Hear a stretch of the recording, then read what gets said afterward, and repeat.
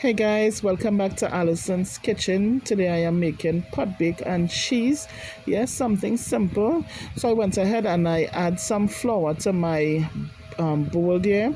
Now I am eyeballing everything if you notice, right? But I would leave a measurement in the description box for you all. So to my flour I added some wheat bran, salt, sugar, baking powder, yeast, and I also added 2 tablespoons of table margarine, or as you would say, unsalted butter. You could use oil if you want. You don't want to use any grease if you don't want to. So I use my hands and I melted all my butter into my flour, making sure and mix all of my ingredients together properly, and then to make a well in the middle and add some water at a time gradually. So I did half first, and then I went ahead and I did the next half, and then I kneaded all of that together, and then I drizzle 2 tablespoons of vegetable oil just around the perimeter of the bowl, and then I went ahead and give that a little knead, not too long, just for about a minute or two. All right, and then I flip that and I set that aside and let that rest for about 20 minutes. And then I went ahead to give it another knead again. Not too long, no, you're not going to overwork your flour, right? So I went ahead and I boiled out my flour into some layers. Now, you have to know the size of your pot, so you would know the size of your layer you would make them to suit, right? So I went ahead and I finished boil out all the rest of my flour here. And then I set that aside for another 15 minutes to rest.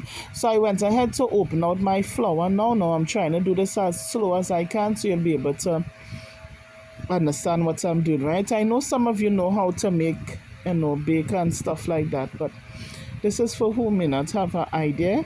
So I am opening out mine. Now I didn't open mine too thin, neither too thick. I don't like thick bake. You could make it to suit you, right? Everybody does cook to suit their preference. So I went ahead and put up my pot to hot, and then I just use a little vegetable oil just to grease the bottom of the pot there a bit, and then I rest my bake in. And then I use my fork and I just mark that a little. You could do it, you don't want to do it if you don't want to, right? And then I left that for about 10 minutes on low heat so that the bake will be able to cook through and through. And then I gave that a flip and left it for about another 5 to 10 minutes, and that was good. So I went ahead and I opened out another layer for you all. And then I went ahead and I did the same thing.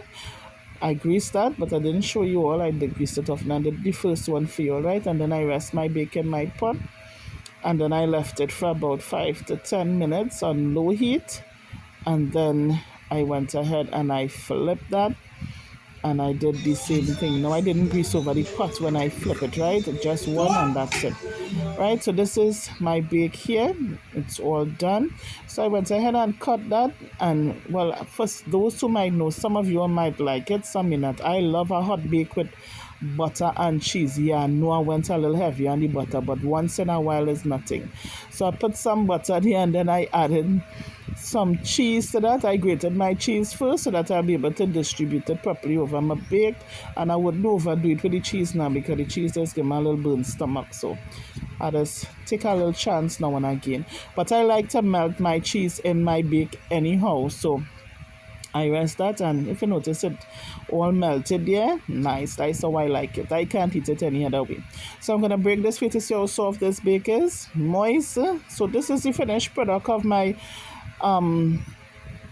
my pot bake. Hope you all enjoyed this recipe. Thanks for viewing. Have a blessed day. God bless. Much